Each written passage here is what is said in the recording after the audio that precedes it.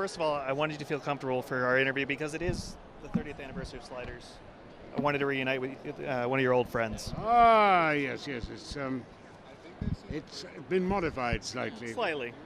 Based on the work of one Quinn Mallory that you might be familiar with. Young Quinn Mallory is a very talented young man, but he probably bites off more than he can chew. You know, it's a sorcerer's apprentice story, isn't it? Really, you know, you leave the young man developing his whole sort of quantum mechanical thing, and he was thinking in a few years' time he's going to do very well, and then he goes one little bit too far, and I spend the rest of my time searching the universe to get back to my classroom and that Nobel that they promised me. Never mind, don't worry. I'm not going to bitch and moan and complain, except for the fact that, have you any ideas how hard it is to land constantly on your knees and on your backside in alien worlds? I'm not going to really complain, but have you any idea what alien food tastes like? It's crap. It's even worse than Korean, for God's sake. And you're surrounded by blistering idiots all the damn time. However, I am a very moderate and modest man, and you were going to ask me a question. Well, I was, but I mean, yes, you already answered so much. I tell you that really, when you're on these alien worlds, you have no idea the suffering and the indignities that they inflict upon you, sometimes inadvertently. And just when you get yourself a nice little job like sheriff for life, off you go again.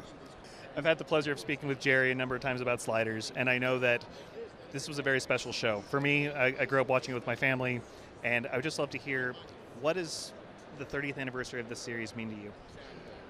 What a great missed opportunity it was. The truth is, they didn't understand what they had. And they didn't find the writers to write it.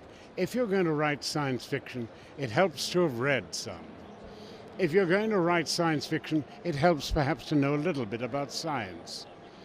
You cannot, just take it from me, you cannot have 3 pulsars entering the solar system and have, anyway,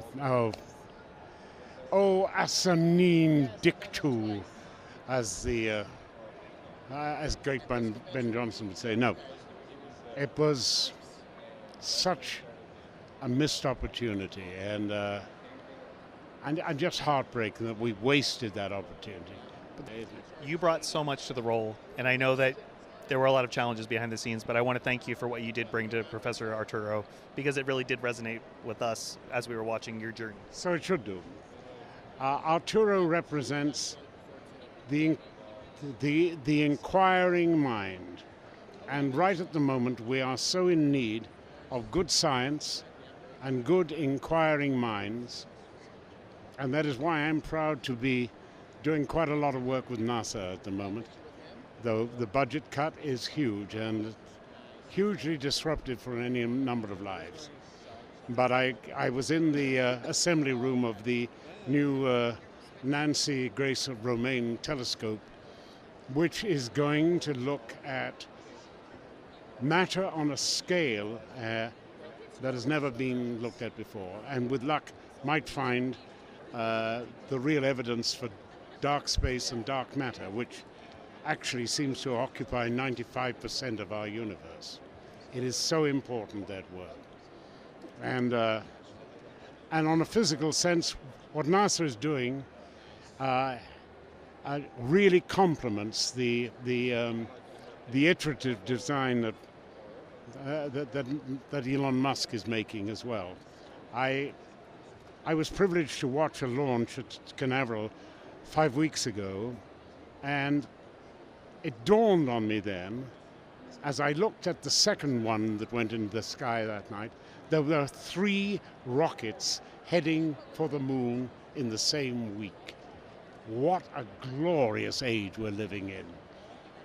And if only rationality and good science, there is bad science, alas, but good science prevail, we can accomplish almost anything. I should add that I'm I'm going to give a little talk in Washington on Monday about AI. And then I will have to say that how pessimistic I am that the consequences of AI will have for humanity. On a societal level, pretty catastrophic. So catastrophic that I don't think we even need to talk about AI as being an existential threat. I think the societal effect alone will have... Never mind, I'm being pessimistic again, aren't I? Well, let's talk about something happy. One of my favorite moments from Sliders was the big question of what if. It's 30 years later. I don't know if you can answer this question. Was there ever any plan to return to the storyline of Arturo being left behind? I've been trying to urge this for the past 10, 15 years. The thing is that nobody quite knows who has the rights to it.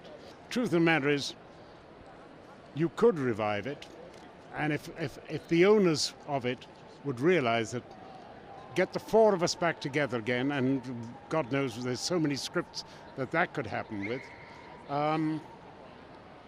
they could relaunch this. Jerry would say, I would drop out fairly soon, and the others would drop out when they want to, and Jerry would ultimately resume the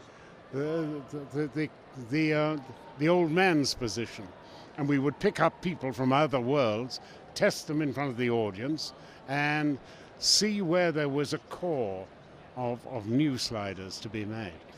It is such an obviously useful way of a studio making money that you have to assume that even a bunch of chimpanzees could run the studios better. Oh, am I being offensive again? Sorry.